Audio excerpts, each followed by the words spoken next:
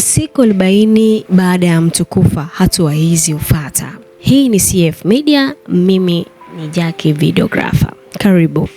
Roho urudi nyumbani. Inasemekana siku ya 40 roho uruhusiwa kurudi nyumbani, yaani inaruhusiwa kurudi duniani, kurejea nyumbani kwake, kutazama familia yake, mke au mume, watoto, chumba alichokuwa akilala, mahala alipokuwa akikaa. Wanasema roho ulia kimya kimya, ikiona waliobaki wakiendelea na maisha kama kawaida. Roho usimama mlangoni usiku. Imani zinasema usiku wa manane roho usimama mlangoni, haiwezi kuingia ndani, inangoja iitwe au iombwe. Ndiyo maana watu wengi hufunga milango mapema, huwasha taa, huogopa kusikia sauti za usiku. Mwili huanza kuoza makaburini. Wanasema baada ya siku 40 mwili kuanza kuoza kwa hatua kali sana. Mifupa hugongana, kaburi hukaza, marehemu kuanza kujilaumu, laiti ningeswali, lakini ningerudi duniani hata siku moja. Simulizi hii huogopesha sana Roho ukosa amani kama hakuna dua. Imani nyingine husema kama hakuna dua, sadaka, dua, kumbukumbu ya siku ya 40, roho huhangaika, hupotea, teseka bila msaada. Ndiyo maana watu wengi husema usipofanya 40 marehemu unamtesa. Siku ya 40 ni siku muhimu ya mwisho. Hapa msikilizaji wa CF Media,